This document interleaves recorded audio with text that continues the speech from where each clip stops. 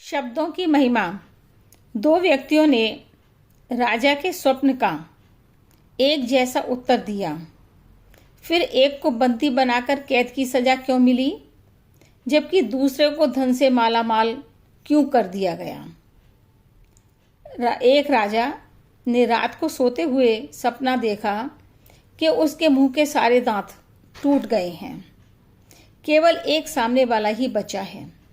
सपना देखकर राजा बहुत चिंतित हो गया। रात तो उसने किसी प्रकार काटी, परंतु सुबह होते ही दरबार लगाया और सपने की बात सभी को बताई। राजा ये जानना चाहता था कि इस सपने का क्या अर्थ है, लेकिन भरे दरबार में कोई भी इस सपने का संतोषजनक उत्तर न दे पाया।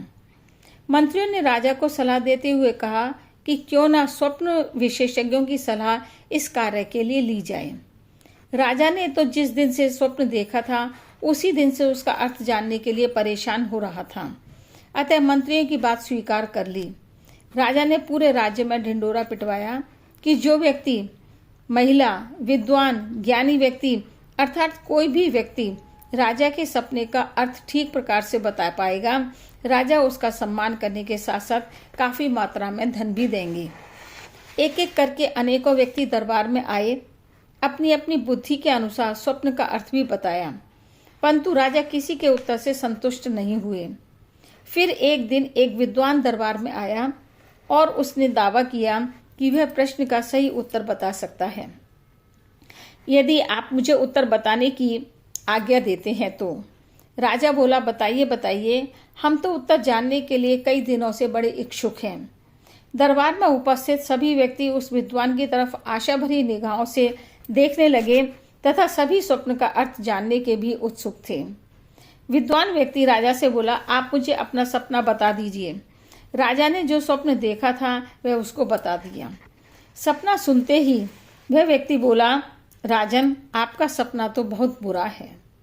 सपने के अनुसार आपके सामने ही आपके पूरे परिवार के व्यक्तियों की एक एक करके मृत्यु हो जाएगी, केवल आप ही बच जाएंगे। उस व्यक्ति का उत्तर सुनकर राजा बहुत क्रोधित हुआ, उसे बंदी बनाकर जेल में डाल दिया। इस घटना के 2 दिन बाद एक साधारण सा व्यक्ति दरबार में आया और राजा से बोला, क्या आपके स्वप्न का मतलब बताने की मुझे आज्ञा है? मेरे उत्तर देने से पहले मैं आपका स्वप्न सुनना चाहूँगा। मैं सही सही जवाब देने का प्रयत्न करता हूँ। राजा ने अपना सपना दोहरा दिया। थोड़ी देर तक चुप रहने के बाद वह व्यक्ति बोला, आपका सपना तो बहुत अच्छा है। आपकी सारी प्रजा के ऊपर भगवान की असीम कृपा है, क्योंकि आप जैसे धर्मात्मा, पुण्यात्मा, प्रजा रक्षक, प्रजा पालक, गुणवान राजा को भगवान ने दीर्घायु प्रदान की है।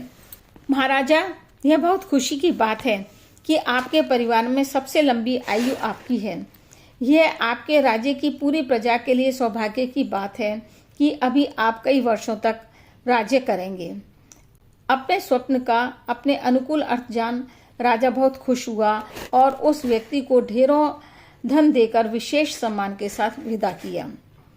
क्या दोनों व्यक्तियों के जवाब में कोई अंतर था? ध्यान से सुने तो मालूम पड़ेगा कि दोनों के जवाबों का गूढ़ अर्थ एक ही था, लेकिन इसे कहते हैं भाग्य का खेल। एक व्यक्ति को वही जवाब देने पर बंदी बनाकर जेल की सजा और दूसरे को धन से मालामाल कर विशेष सम्मान प्राप्त हुआ। यह अंतर क्यों उत्पन्न हुआ? क्योंकि पहला व्यक्ति विद्वान होने के बाद भी शब्दों को मक्खन में लपेटकर राजा को नहीं परोस पाया, अतः अपने कड़वे वचनों के कारण दंड का भागी बना। दूसरा व्यक्ति साधारण होने पर भी वाक्पटुता से भरपूर था, अतः राजा को जो सुनने में अच्छा लगे उसी के अनुरूप बुरे शब्दों के स्थान पर अच्छे शब्दों को राजा की प्रशंसा करके राजा को परोसा, जिससे राजा खुश हो गया और इनाम भी दिया। जैसा कि कहा जाता है, कमान से निकला तीर और मुंह से निकली जवान कभी भी वापस नहीं होती है। अतः सोचने से पहले विचार करें, मंथन करें और उसके बाद ही उन्हें बाहर निकालें। इस बात का भी ध्यान रखें कि कहीं हमारे शब्द किसी को ठेस तो नहीं पहुंचा रहे हैं। सोच समझकर निकाले गए शब्द हमेशा सुख एवं शांति प्रदान करते हैं। अगर कहानी अच्छी लगी हो तो कमेंट बॉक्स में कमेंट करके बताएं, जिससे हम आपके लिए और नई नई कहानियां लेकर आते रहें। जय श्री कृष्ण।